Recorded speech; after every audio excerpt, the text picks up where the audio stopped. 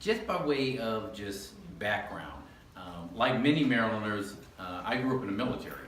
My dad did 30 years in the Army, and so we moved around a lot. But I had two great parents who knew that their child was going to go to college and believed in their child. And I had a really good education, public education. I had teachers who believed in me.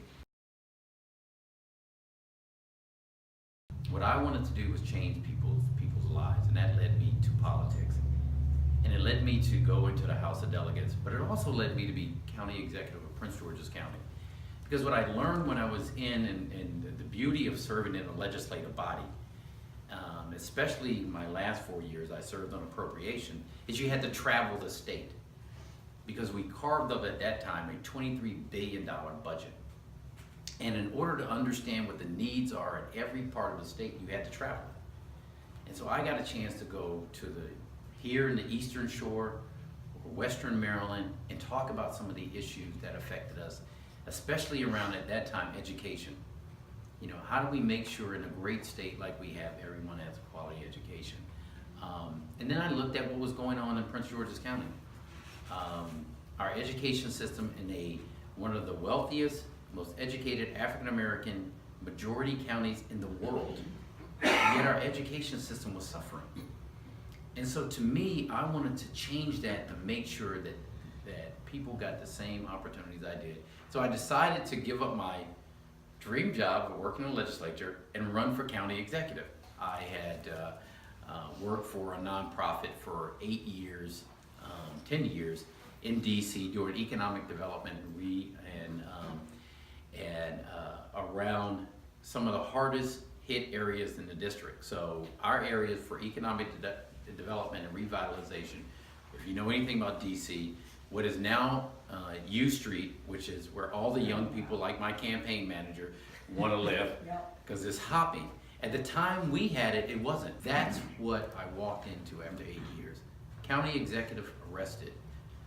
FBI doing an ongoing investigation, so I have to basically build government from scratch. A $75 million budget deficit. The state had just taken $30 million from our school system because of things that we had done. And Wall Street got nervous because a county executive who had only managed an office of 18 people was about to take over a government in the midst of corruption. So the first thing we did was we changed our ethics laws to make them the strongest in the state. The second thing we did, because we were dealing with crime, was to invest not just into police and the number of police officers we have in public safety, but we started investing in things in a comprehensive program in these targeted areas in Prince George's County to turn them around. We also discovered, as county executive, that while education and public safety were the number 1 and 2 issues, the third most important issue was healthcare. Access to quality healthcare throughout a county as large as we had. Because that had an impact on public safety and education. And we started putting things into place. We got a $50 million investment incentive fund in the midst of a recession because we wanted to bet on ourselves in the county.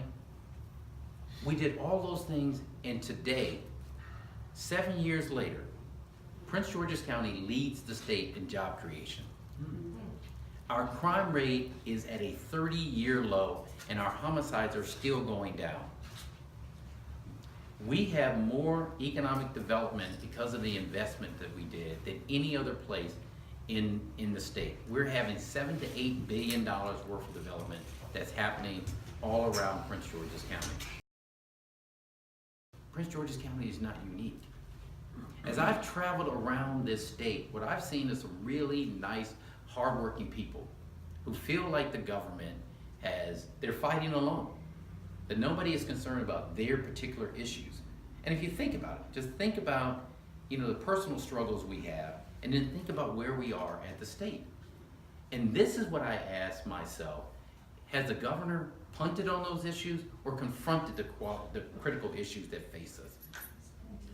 And he's punted, whether it's the Affordable Care Act or not. You know, whether you believe in the Affordable Care Act or you don't believe in it, our healthcare system is not working the way it should. We cut our uninsured rate in Prince George's County by half, but that's still half of the folks who are underinsured and uninsured that we need to deal with. The Affordable Care Act has been good, but it's not perfect. So if it's gonna change, we as Marylanders need to be leading the way. Job creation.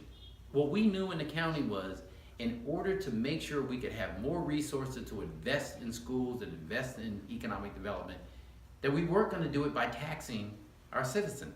They've been taxed out. So we had to grow our commercial job base, which meant that we had to invest in areas that would grow it. That's the same way in the state. There's no reason why people who live in the Western Maryland should have to move in order to find good jobs. There's no reason people who live on the Eastern Shore should have to move because of job quality or access to jobs. But with public dollars, we support public education. And so what we have to do is make sure throughout our great state that every place you go has quality education. And that requires that at the governor's level, you interject. That's what we've done in the county, and that's what we can do at the state level. That's one of the things that drives me to want to do this.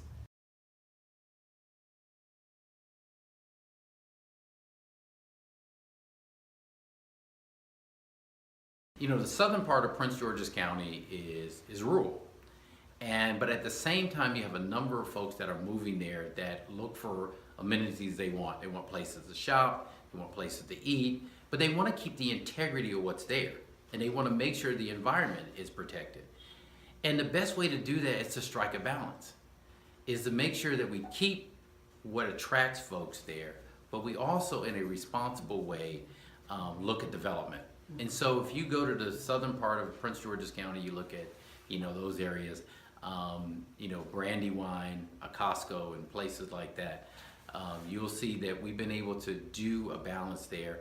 And by appointing people, and this is when it comes important, both at the governor's level and at the county executive level, it's the appointments of appointing people who understand there's a philosophy of a real balance there. And then making sure that that philosophy trickles down, because what happens a lot, especially in big governments, is that doesn't. So as governor, the appointments to the Department of Environment and Natural Resources are things that will be, or people that will be critical to carrying that policy out and making sure that it gets through, it trickles down. And I think that's the best way, because the issues will change. And then your planning department. One of the big issues I have with, the governor and the planning department now is you get a broad statement from the state level telling you what the planning policies should be at the local level without the input of the local level before you do it. Now, call me crazy. I've, worked with, a lot of Republicans, but I thought they were always for local control and local input. Well, that's what we did at the county. We made sure that we went and brought the folks who were affected by the policies we're going to implement into the decision-making process beforehand to make sure. And that's what I'll do as governor.